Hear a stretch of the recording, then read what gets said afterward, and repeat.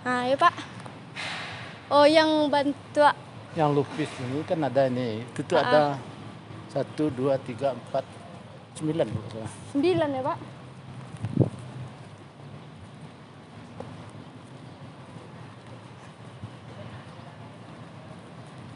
Oh 7. 7. Ah, kenapa dia 7? Oh, ya ya ya. Oh, itu ada filosofinya gitu. Ah, Kenapa dia 7. segitiga? Ya. Ada filosofinya. Ya. Ada kaitannya dengan budaya Minang. Dengan budaya Minang ya Pak. Ah ya. Mm-mm.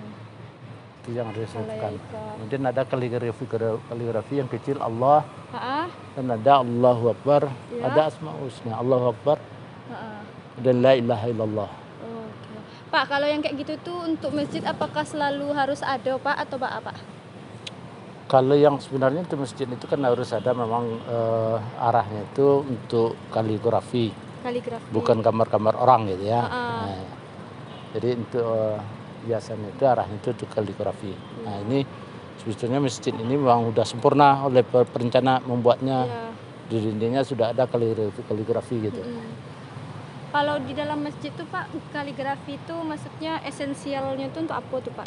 Ya untuk kemegahan Kemegahan masjid Ya. Pak, dari nama-nama Allah tuh ya Pak ya? Asmaul Husna kita kan lengkap dulu itu Iya.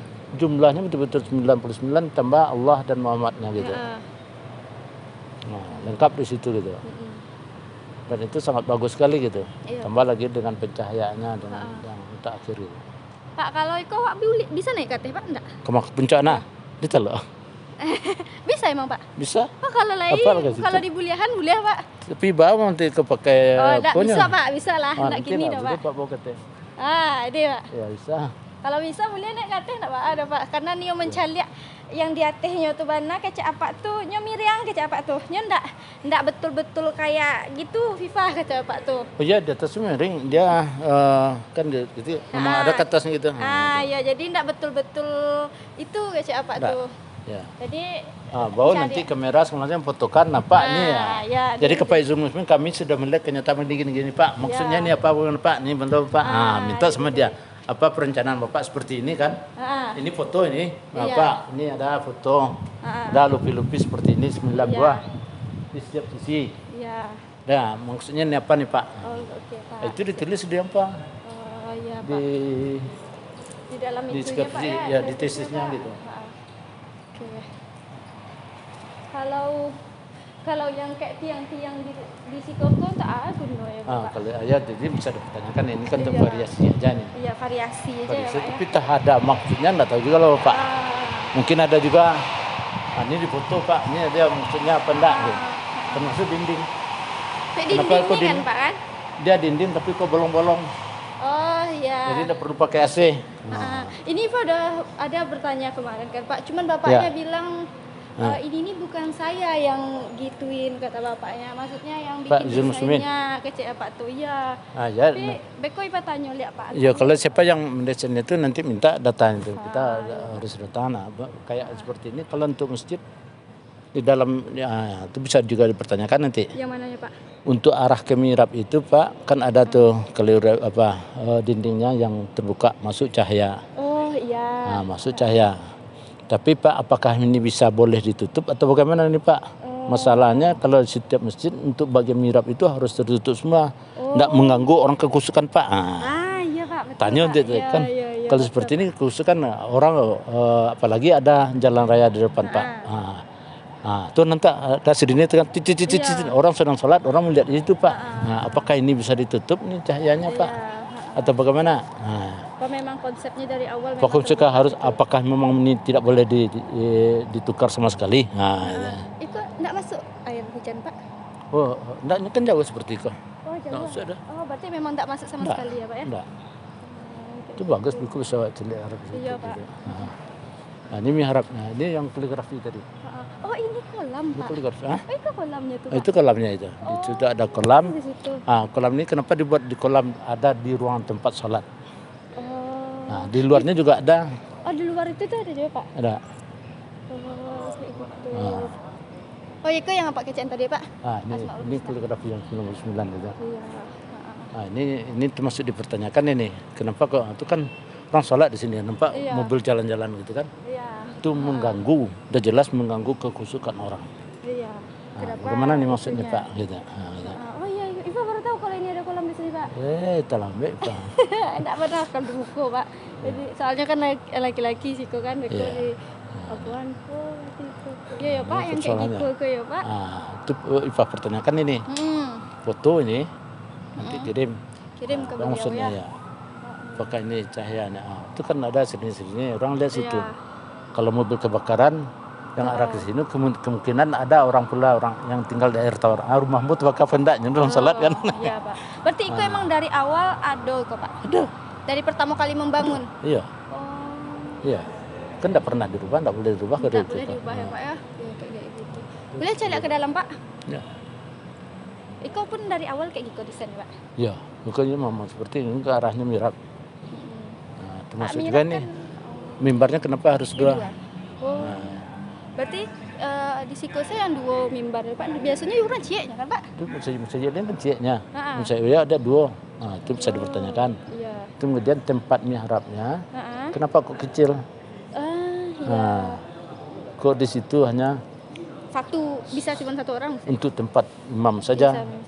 Ini tempat imam aja enggak bisa. Biasanya kan ini mihrab, ini tempat imam, ini podiumnya. Nah, sampingnya. Ini enggaknya tetap satu gitu. Satu ya Pak ya. Itu dalam itu apa Pak? Dalam itu apa Pak? Itu tempat apa? Sound system segala macam. Oh, sound system itu ya Pak ya. Oh, berarti kok kayak gitu sih ya Pak? Oh, ya ketek ya Pak ya. Kan ketek juga kan. Sampai sekarang. Oh, itu hidden itunya ya Pak ya? Cuma kalau apa? Ini ruangan VIP nih kalau gubernur datang sini. Oh, berarti di sini Pak? Dari sini. Oh, wow. Ini alat-alat semua. Oh, alat-alat semua. Sini semua. Oh, ini berarti ini mau keluar ke belakang Pak? Ya, itu keluar. Oh, ini keluar. Oh, di sini. Woi, banyak duduk mah. Baru duduk Pak. Enggak kayak pokok nampak ya sampai duduk. Kan nampak waktu duduk. Iya. Ini kelam lagi nih. Oh, ini keluar. Ini dikerjakan oleh orang 3 nih. Setiap hari Rabu. Pak, ada Rabu Pak. Harus dibersihkan tuh di bawah itu gitu. Tapi dia kayak burung ini. Burung kan senang hinggap daripada terbang. Udah istirahat tuh. Ada itu hanya si antum aja loh. Si antum aja loh. Dari awal Bapak. Nah, oh istirahat dulu ya. Lucu. Jadi kau dalam Allah sudah Pak orang ngaji je. Tali apa? Jalan-jalan Pak Bapak. Ini sini doang. Bersih-bersih, ini anak bersih.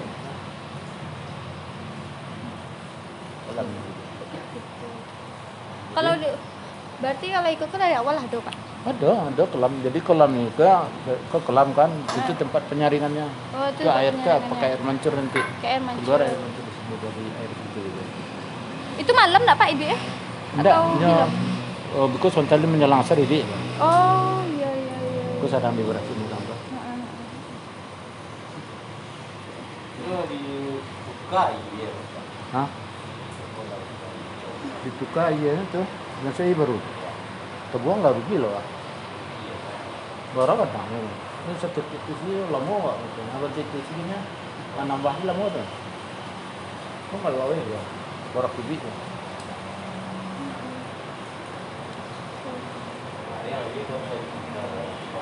Nah, itu kok 3 hari itu boleh nih ya? Itu aneh ya. Ini barang tua. Hah? Kalau piye kira? Gua kena ya. Buruan lah lah. Nah, nampak lah Pak kakak juga tadi. Oke. Nah, itu bunga tuh dipotong tuan di rancangan.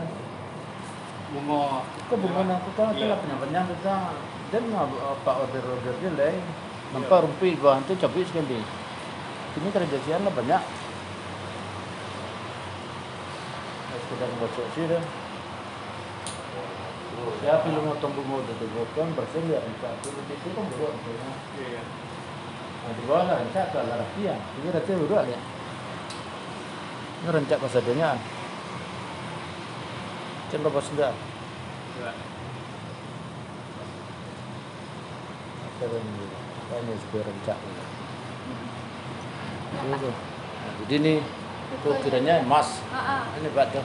Tapi aminnya lah bakar. Iri ya gitu. Siku ke mana ke Pak? Ke bawah, ke bawahnya. Coba ke bawah. Nah, itu yang gambar-gambar tadi. Iya ya Pak ya, yang Iko yang tadi gambar. Yang tadi. Iko berarti Masjid Raya ko alun sadonya selesai le Pak? Atau alah? Alah sadonya selesai, tapi kan ada perbaikan yang kayak ini. Nah, kayak gini sebetulnya. Nah, coba lah Ifa kejar dia, Pak Jinus. Boleh enggak ini ditutup, Pak? Coba itu mengganggu kekusukan orang sholat. Oh. Kan kalau kita sholat di depan tuh pasti ganggu. Nampak ke situ ya Pak ya. Bisa enggak Pak gini kita? Ifa foto nanti ini. Iya. Umpamakan orang sholat di saf pertama Pak, itu kelihatan mobil lalu lalang di depannya Pak. Nah, itu yang menjadi kendala. Ya, itu menjadi kendala ya Pak ya. Ya. Ini pukul lah siap. Nah, jadi orang tidak berani untuk menutupnya gitu. Kecuali kalau lah ada rekomendasi di Pak Izul Muslimin itu. Iya. Itu tidak bisa. Oh gitu Pak. Ya. Kendalanya itu aja. Kalau yang di atas itu sampai sholat cowok saya atau cewek boleh Pak? Dananya kan untuk Jumat di tengah itu cewek. Oh di tengah cewek. Salah kasihnya lagi. Iya.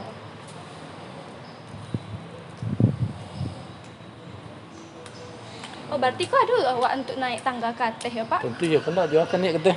Oh iya ya. Tapi kalau maksudnya kayak teh banah. Kate banah enggak pakai tangga. Oh pakai berjalan apa aja itu siap-siap lah. Deh Pak, aman Pak. Kayak apa? Yang caliak yang di atasnya nak Pak. Tidak ada. Nanti ada cukup nanti.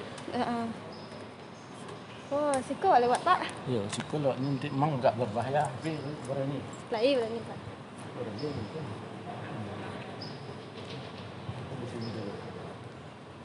Oh iya ya.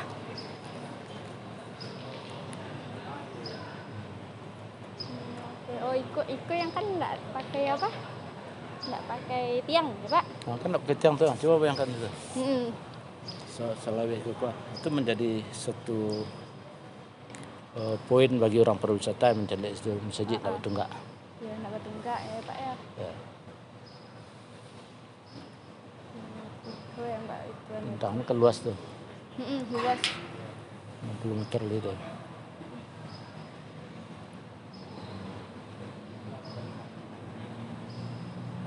Kira-kira ada lagi Pak yang cak wak tanyuan kapak tuh Pak? Nah, itu menyerap buang tanah kan? Itunya, itu atok nanti. Atoknya bakal apa? Kok rencang-rencang. Ya, rencang-rencang ya Pak Nggak ya. pakai gobah. Iya. Filosofnya di situ. Iya kan? Itu harus ditulis dari mana gitu kan. Kalau Pak kan ada cerita-ceritanya masih cerita-cerita orang gitu. Iko Pak tuh Pak. Emang sedang perbaikan Pak? Enggak, untuk ikut ya. Itu saja. Oh, kayak gitu saja ya Pak? Oh iya ya. Oh iya. Emang kayak gitu saja ya. Iya. Plafonnya tidak tertutup. Iya, tidak tertutup. Bisa aja foto. Kenapa kok plafonnya kayak gini Pak? Unsurnya gitu. Iya. Sedindang-dindang kan. Iya. Iya Pak. Yang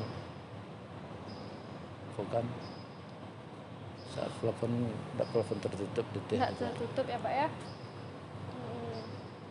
Kalau mereka nanti bisa aja. Iya. Supaya masuk angin. Iya. Tapi dari perencanaan itu gitu. Iya, kok bisa kayak gitu bentuknya. Kok bisa kok nyebut. Kok kan iko bentuknya polo kayak gitu. Polo kan plafon yang di tengah. Plafon galung-galung. Apa kemungkinan harus ada pula untuk kedap suara. Oh, ya kalau kemungkinan ya perkiraan awak gitu ya. Jadi de adanya bantu itu kok suara itu tidak memantul-mantul gitu. Tidak mantul-mantul ya Pak. Kalau ada ruangannya di atas itu suara mic itu tidak bagus. Musiknya kok Pak, kebantu kok teleponnya. Itu tanya sudah itu. Jadi Pak, mantap. Itu pertanyaan deh. Bapak nih. Itu. Itulah gitu. Oke Pak. Nah, kemudian di sebelah tengah. Kalau desain lantai itu pun dari apa tuh Pak? Sadonya kok, sadonya. Sadonya. Sadonya ya tanya lantai lantainya Pak untuk Pak. Mm-mm. Kok tangga. Iya. Tangganya ada 2. Mm-mm. Dan ada WC perempuan, WC laki-laki, toilet perempuan, toilet laki-laki, ada tangga di situ. Cuma saja tempat lalu orang berrupiah tentu tidak bisa. Ke situ. Nah, tidak bisa nembus di pintu itu. Tentu mau bertanya sebalik. Iya. Kalau secara estetik kan harus masuk langsung di situ. Iya. Cuma kalau di masjid yang sah wanita kan di belakang. Iya. Nah, kayak gini ya. Iya. Nah, terpaksa sekarang yang pria mau ke depan gitu. Nah, gitu. Nah, bagaimana harusnya gitu. Iya. Harusnya kalau bisa dari siku masuk. Kalau situ adalah tangga laki-laki di kocek langsung ke pintu koko. Nah, harusnya kan tangga di depan ada pintu masuk. Pintu langsung, Pak. Iya. Itu jadi bahan juga tuh. Silakan nanti Bapak diskusikan. Apa orang itu gitu. Pendapat orang itu. Berapa sering ikut dipakai Pak? Acok dipakai enggak? Kok banyak tuh kali. Oh iya. Pandai cerah. Kalau Pak Abu Samad mari kalau lantai 3 sampai lantai bawah, panu tuh. Itu kadet bahasa lama cik dulu. Panu tuh 20.000 orang dong. Woi. Sampai lantai bawah yang bawah mana aku Pak? Mau buang itu. Iya. Terpaksa pakai video.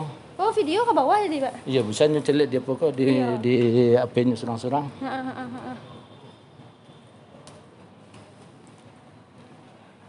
Nah, ke yang Pak Maksud tadi kan tetangga wanita. Nah, maksudnya kemarin kan pas maksud tuh. Itu untuk laki-laki kan enggak? Ibu laki-laki tentu tidak bisa ke soalnya wanita. Iya. Itu kalau laki-laki harusnya langsung ke masak gitu kan Pak. Batu caranya Pak. Diskusinya tuh. Iya. Nanti difoto lah, foto nanti. Kirim bahan itu gitu kan. Itu kan bisa ini tangganya nih kan. Iya. Harusnya kan masuknya di sini nih. Iya. Ini udah kena dari sah wanita. Iya Pak. Nggak mungkin lah kalau dibuka nak Pak. Iya nggak mungkin. Ini sebenarnya pasal bawa putar kemari. Tuh sebobek pengumuman cek. Oh pintu masuk. Pintu masuk pria gitu. Iya. Nah, itu kelemahan. Oh itu kelemahannya Pak kalau ya. Harusnya dari situ itu tangga wanita pria itu di sini. Baru dia masuk di situ kan. Oh iya, nggak ada tangga lah itu Pak ya? Nggak ada lah. Di Siko pun nggak ada tangga menghubungkan ke Ateh ya Pak ya? Iya nggak ada lah. Kemudian ini selasar. Kenapa kok selasar ini luas Pak? Seluas Siko ya Pak ya? Iya. Selasar kok luas sama kasihnya. Kemudian bakal ada tempat naik itu hanya enggak pakai tangga. Ada pakai tangga. Oh iya. 1, 2, 3, ada 3 ubah. Oh iya. Di depan 2, di sini 1. Konon kabarnya ini untuk disabilitas itu Pak. Enggak, untuk apa? Banjir. Banjir. Tsunami. Oh, tsunami. Shelter. Oh, makanya dia 3 itu. Jadi itu dari depan tuh orang naik ke atas kan, ada naik ke sini gitu. Apa aja bentuk itu benda, itu minta data yang lengkap darinya gitu. Iya, Pak. Sana Pak Popak ya. Kalau untuk taman-taman kok Pak apa? Termasuk taman. Termasuk taman, kalau taman kok bunga-bunganya tuh Pak tuh yang apa atau awal dari pihak Mas Haji Pak? Ada kini kok kelapa rubah kok. Itu apa ubah Pak? Itu kan Pak ganti apa ini. Kau tuh kontraktor dulu tuh yang baru masalah mungkin. Mungkin tidak cocoknya ngapainnya gitu.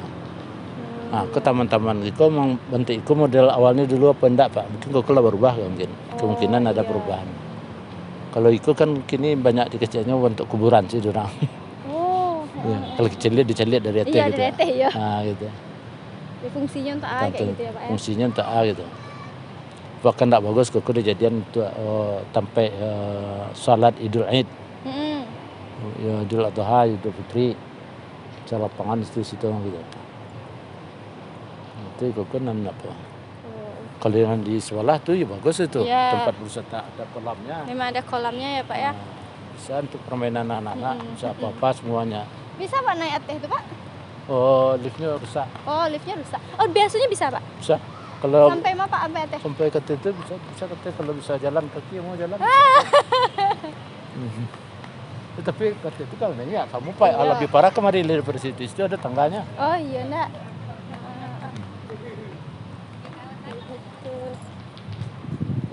Oh kalau siku ada itu ya. Itu kan ada tuh. Mm-mm. Ya, apa nyebabnya? Iya Pak.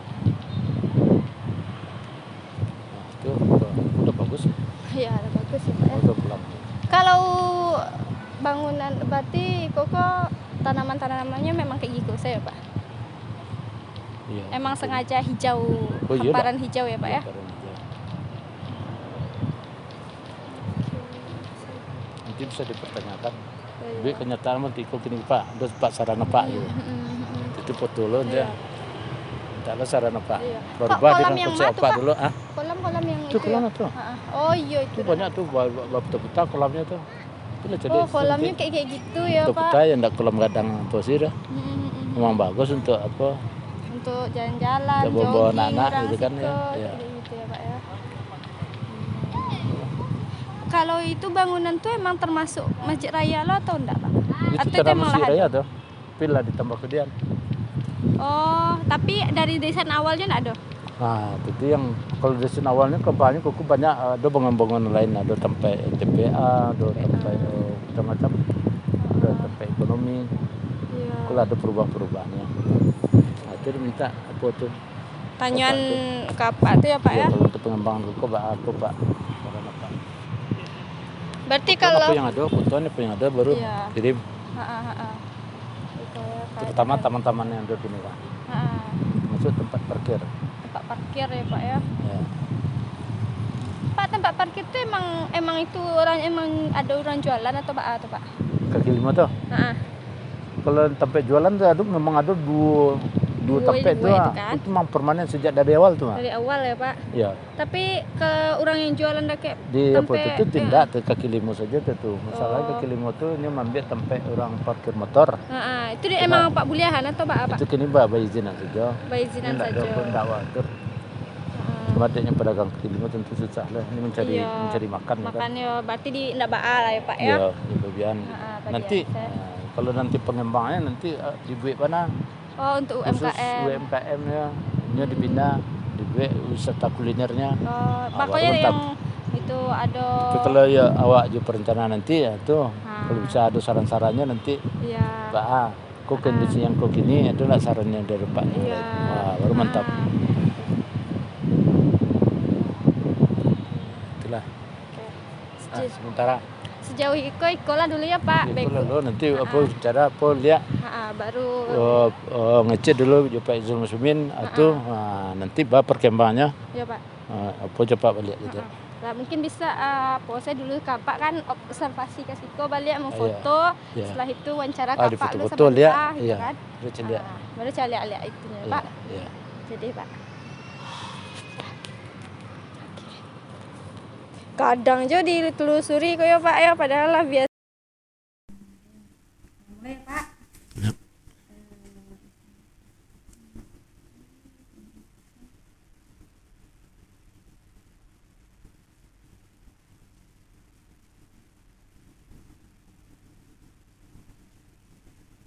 Baik Pak, di sini ya Pak bermaksud mewawancari Bapak mengenai filosofi Islam yang ada di Masjid Raya ini Pak. Nah, Ya. jadi di sini ada beberapa pertanyaan Pak yang bisa Bapak jawab gitu.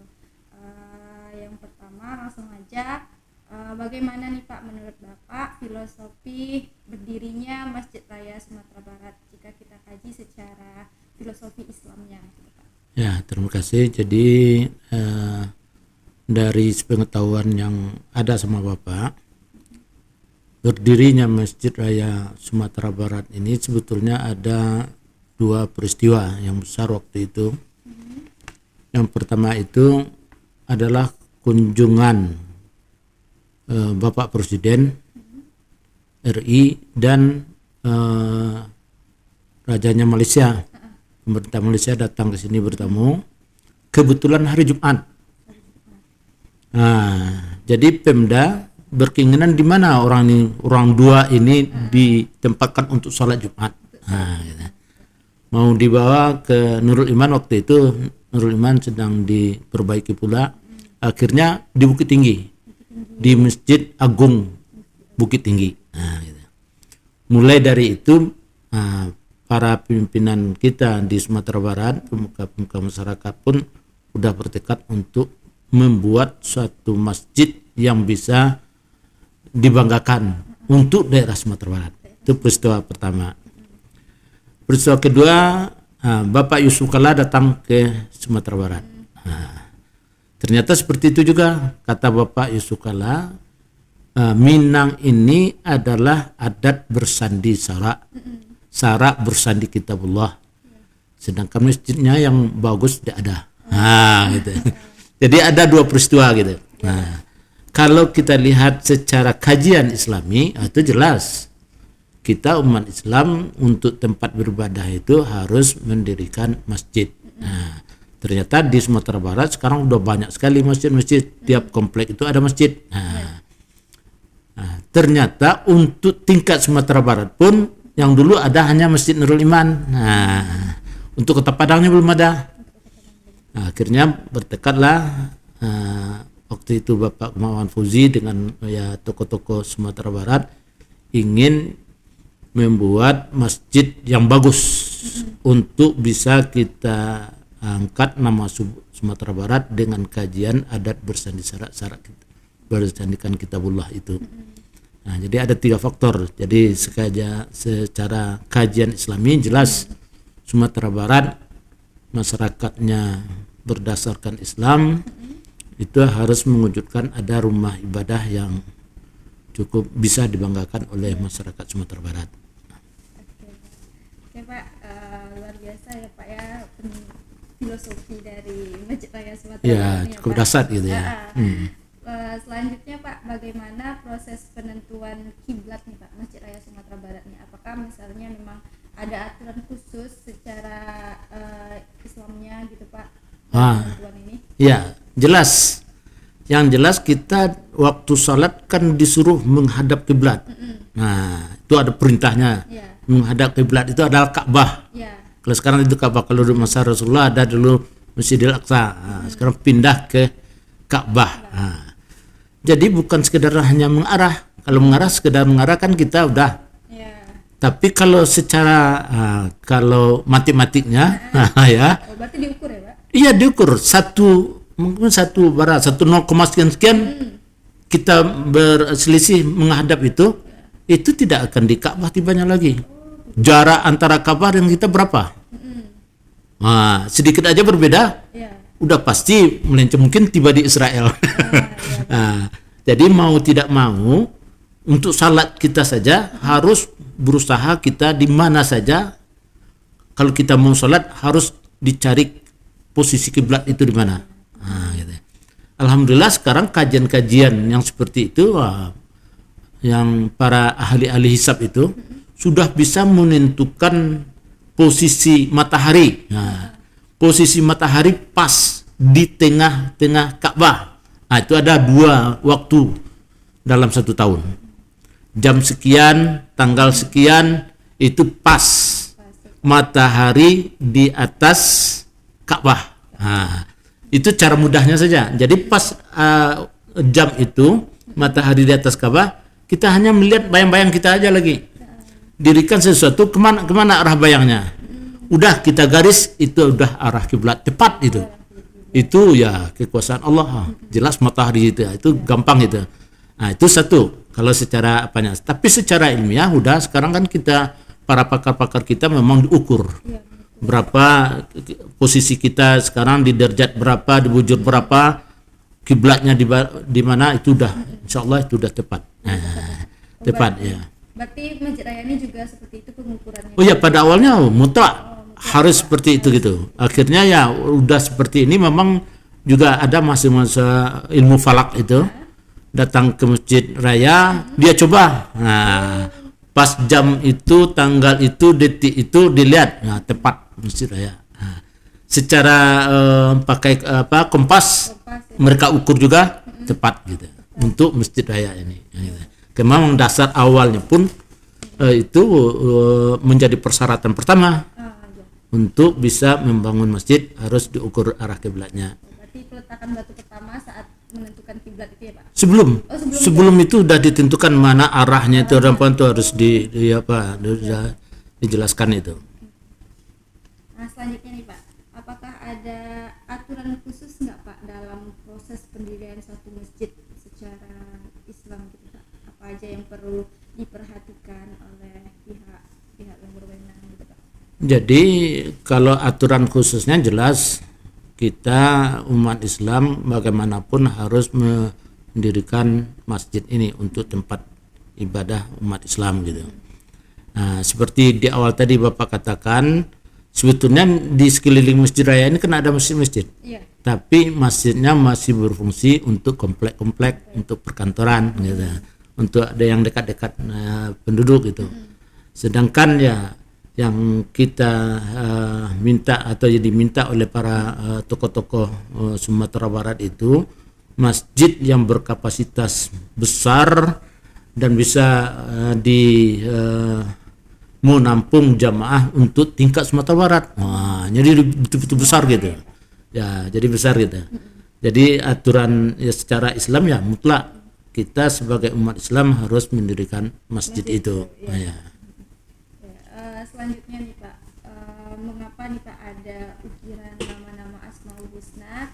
Biasanya ada kalimat Allah, Muhammad atau kaligrafi lain yang mengelilingi bangunan masjid, terutama di Masjid Raya Sumatera Barat Pak.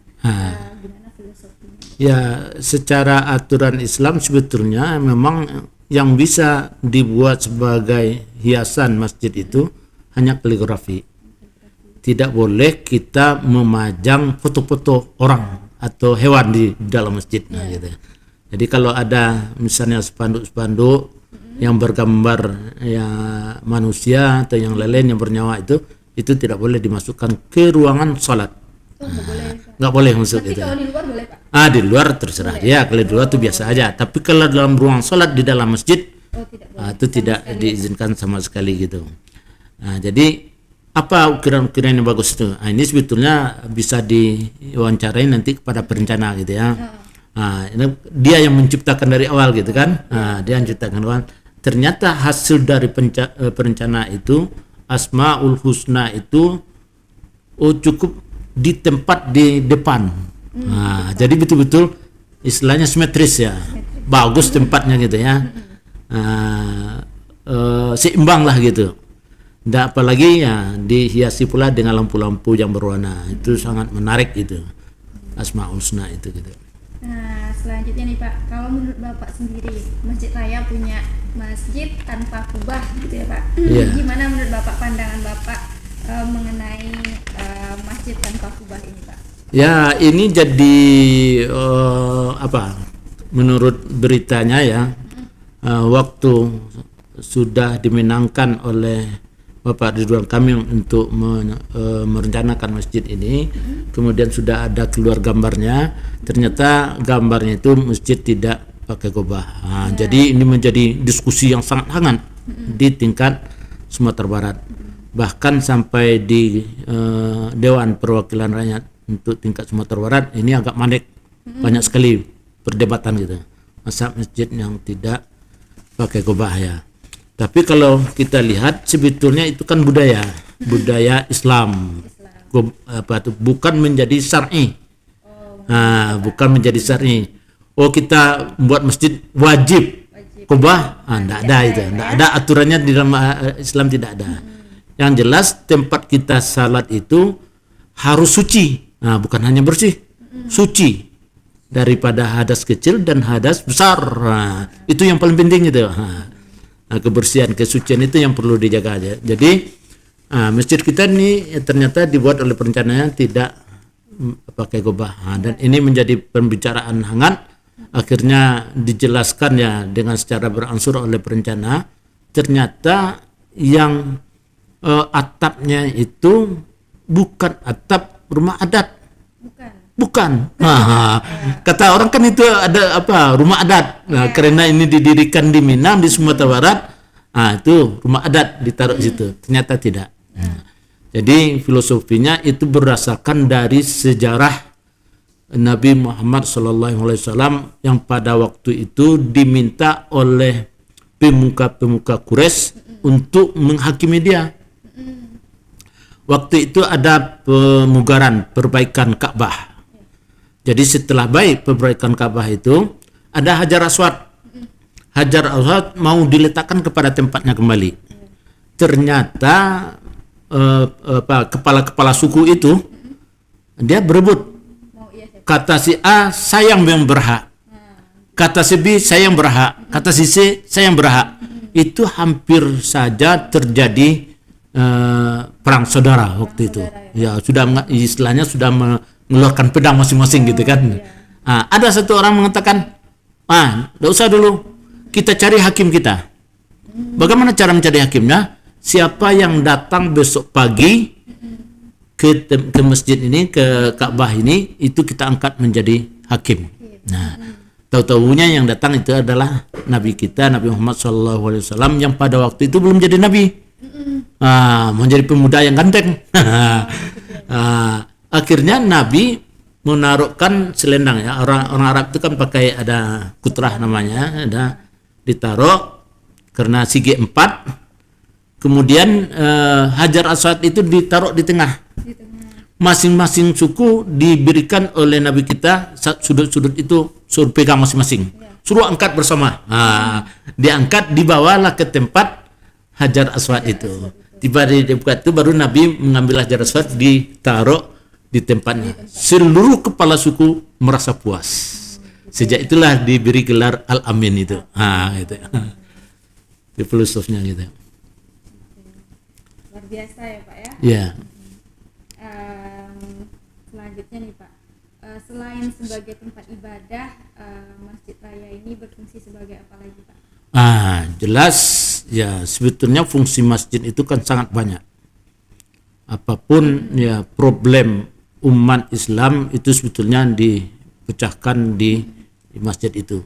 Bagi kita di Masjid Raya itu sudah kita pergunakan ya, yang paling penting itu yang sudah jalan, yang untuk yang sholat wajib, sholat apa itu kan sudah jalan gitu ya. Termasuklah pengajian baik zuhur maupun subuh, kemudian sholat Jumat. Kemudian ya siapa saja atau ada masyarakat kita yang mempergunakan untuk tabligh akbar, untuk pengembangan dakwah, itu kita silakan. Dan perencanaan dari pengurus masjid pun ia juga akan ya berusaha untuk meningkatkan ekonomi masyarakat. Ya. Itu seperti apa itu Pak? Ya, kalau sekarang yang terjadi sekarang umpamanya ada pedagang kaki lima. Pedagang kaki lima itu kita biarkan aja untuk dia berdagang. Cuma agak diatur aja sedikit gitu ya. Dia kita tidak kita minta sewa. Kecuali dia memakai listrik. Baru dia penggantian rekening listrik itu. Tapi kalau tempat silahkan gitu. Jadi tidak bisa kita keluarkan, kita geser, kita tidak boleh jualan di lingkungan masjid, itu juga tidak bisa. Karena itu tuh memang harus kita bantu. Kalau pedagang kaki lima itu dia kan mencari hidup gitu, bukan mencari kekayaan sebenarnya gitu. Nah, untuk jangka panjang memang bagaimana ya dalam perencanaan pengurus masjid itu ada tempat-tempat seperti tempat-tempat kuliner gitu. Kuliner ya Pak? Ya, kuliner ya, yang Islami, yang bertaraf internasional, wisata kuliner. Kita buatkan nanti di tengah di tempat parkir itu nanti. Itu nanti akan berusaha membawa masyarakat kita untuk mengangkatkan ekonominya. Dan yang kita pasarkan itu tentu produk-produk yang sudah berlabel syariahnya itu. Itu. Nah, selanjutnya nih Pak, menurut Bapak kalau di sekretariatan Masjid Raya Sumatera Barat ini ada nggak Pak dokumen-dokumen terkait desain ataupun yang berhubungan tentang Masjid Raya Sumatera Barat Pak? Jadi sebetulnya di pengurus masjid yang ada sekarang sebetulnya memang ya untuk data-data yang kompleks tidak ada. Nggak ada ya Pak? Nggak ada ya. persoalannya setelah kita jajaki, Masjid Raya ini dibangun dengan anggaran tahun jamak namanya. Tahun jamak itu anggaran itu bukan satu kali ketok, tapi setiap tahun ada anggaran-anggaran. Setiap tahun itu ada anggarannya, kemudian diadakan lagi lelang. Ternyata yang mendapat mungkin perusahaan lain. Jadi ada ya mungkin kalau nggak salah ada 5 perusahaan untuk membuat masjid ini. Karena prosesnya ya hampir 7 tahun.